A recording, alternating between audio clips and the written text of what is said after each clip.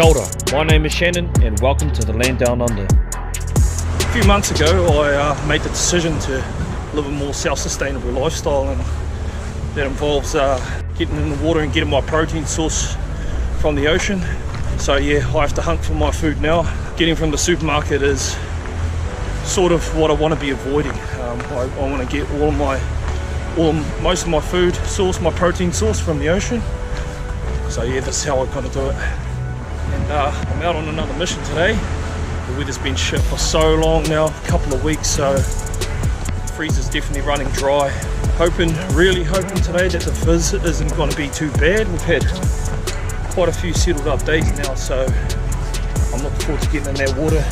Hopefully we can get some greenbone, that's the goal anyway. So I've got my spear with me, and we'll see what we can do. Arrived at the spot I'm going to be diving at. It's not too bad out here. A little bit of a roll coming in, but the viz looks the best that it's probably been in quite a while, and that's probably because it's been under 10 knots winds the past few days. Now, I get a lot of people that ask me all the time, aren't you afraid about sharks and other things like that in the water? And well, I think I'd be pretty stupid if I wasn't afraid of sharks. I think people would be lying if they said they weren't afraid of sharks, but it's just one of those risks that you've got to take. You get things around here like 7-gillers. A lot of the other boys that dive around here have seen them, but yeah, personally not myself, and don't really want to come across any, but I'm waiting for the day for it to happen. It's just inevitable if you're going to go diving all the time. But this is the way of life anyway for me now, and yeah, I guess ain't nothing left to do but do it. Let's go.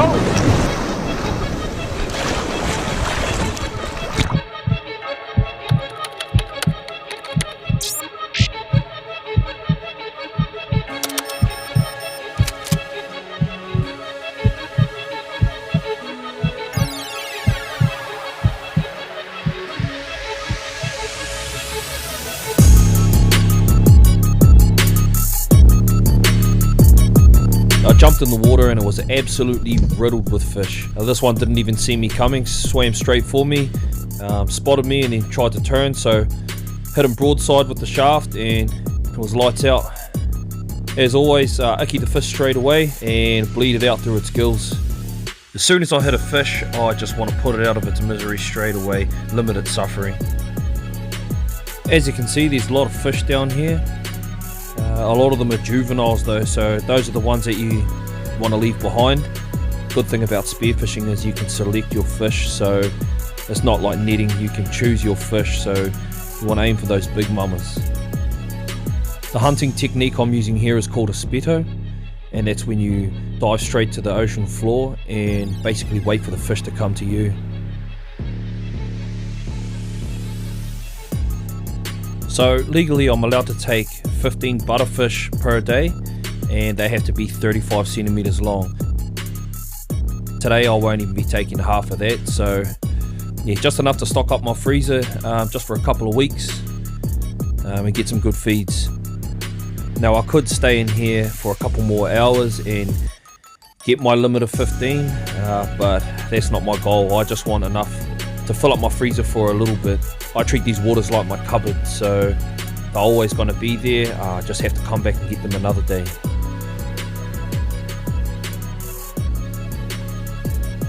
The good thing about hunting for butterfish is you don't have to dive that deep. This water I'm diving in here is it's less than 5 meters deep, so 5 to 6 meters deep. The reason why you don't have to dive that deep for butterfish is because they feed on these kelp forests here that you can see. That's their environment, so they do live in quite shallow waters.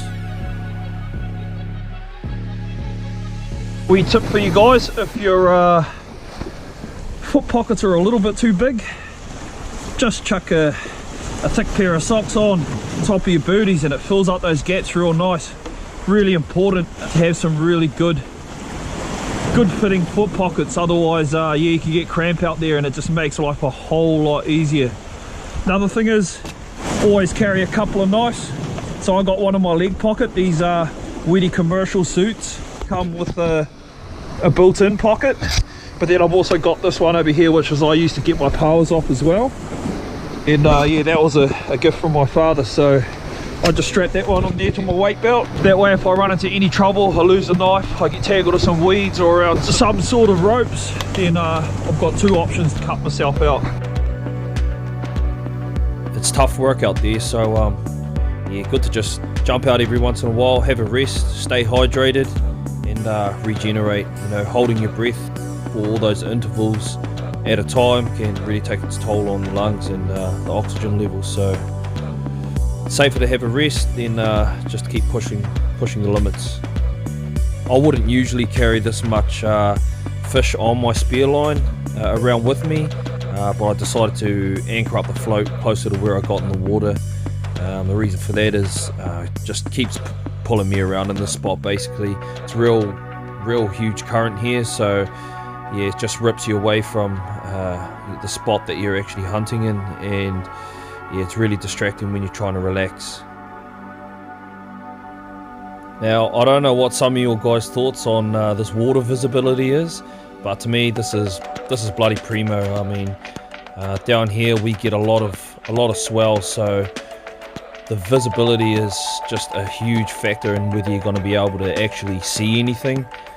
I've seen a lot of videos from up North Island and even further in the South Island, and that viz looks like a bloody dreamland compared to what I've got to deal with most of the time. So I've pretty much just adapted to diving in really crappy visibility.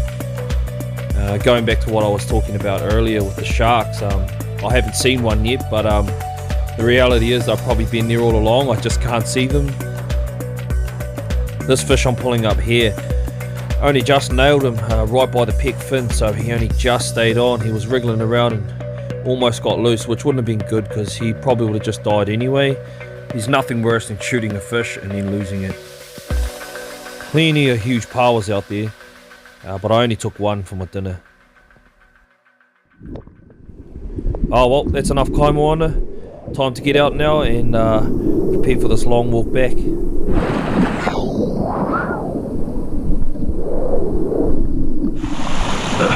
It ended up being pretty choppy out there now. A few more extra rolls coming in, which has really dirtied the water up, so I decided to get out early. I was gonna get a wee feed of powers, but I just decided to take the one. There it is. I ended up getting 7 greenbone. Not some of my greatest shots, to be honest. I actually just clipped this one right up by his top fin. A few of the other ones got some good headshots on them, so I just left them on my spear line. I'm not too sure why this guy's having a go. I've ickied him about 3 or 4 times now. He's got no guts, but he's still going.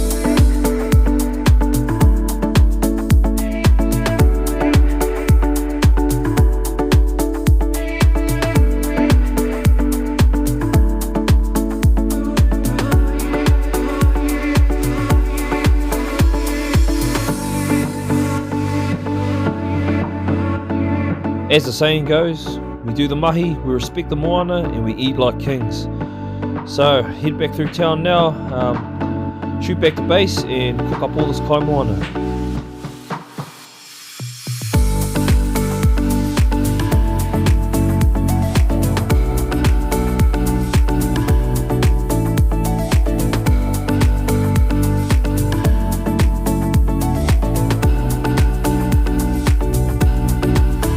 So I'm only going to be filleting the one butterfish. I chuck the rest in the fridge, and I'll get onto that tomorrow. It's a wee bit easier to fillet when it's just been chilled overnight. So this one here might be a bit of a mish, a wee bit of a slippery customer. But like always on most fish, you just want to get in behind that fin there and slice down behind it, and then we want to get under here and come all the way down the backbone. Bit of a blunt knife. I'm pretty useless at sharpening knives, so you have to forgive me on that one. Score it right down that line, right in there, get in. These rib bones here, it can be tricky when you're first beginning, but gotten a bit better at it.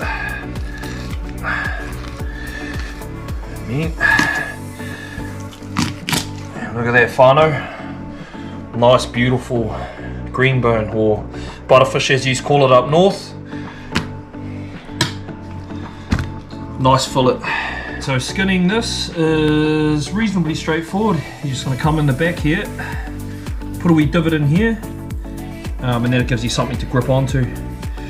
When you push your knife down hard and just slide under there for the first wee part, grab the back of the skin and then just push your blade all the way through.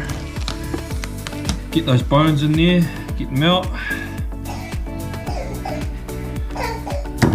And here goes your fillet. Definitely worked up a good appetite from that dive, so got the buns on now. Ready to get into these burgers. I've got all my ingredients here. Got the bit of flour here with a bit of power. Got the green bone there, some egg and some panko breadcrumbs. Keeping the salads pretty basic on these buns. First, coat your fish and then you move on to your egg. You don't need a lot of fish for a burger. Chuck it in your breadcrumbs. Okay, straight in the pan. Onto the power. With my power, I'm just going to coat it exactly the same. Actually never done an egg before. Just cook it like that. Yeah. Jeez, I'm crazy starving.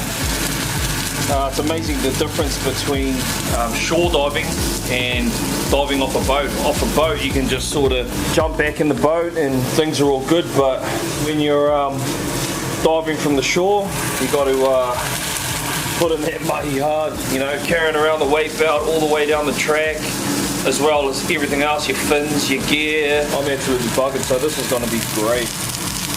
Righto, let's put these bad boys together. Power turned out good, nice and soft.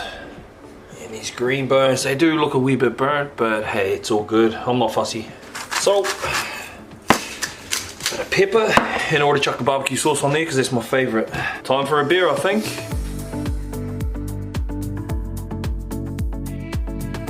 What are you doing in there, miss? Two fingers. If you haven't tried a power burger, guys, you need to try this. It's the hit. You want some, buddy? You want some? Nah, all mine. Okay. There you go, buddy. Yep. He loves it. Oh well, whānau. That's all I got time for today. Got the mahi done anyway though. Got a full freezer, full belly. I just feel ultra privileged to be able to experience this lifestyle, be able to harvest my own food, living in a beautiful country like New Zealand. I really hope you enjoyed that video, and hopefully someone out there got inspired by it to go out and connect with the universe more and hunt for their own food. We'll catch you guys on the next episode. Kai Down Under.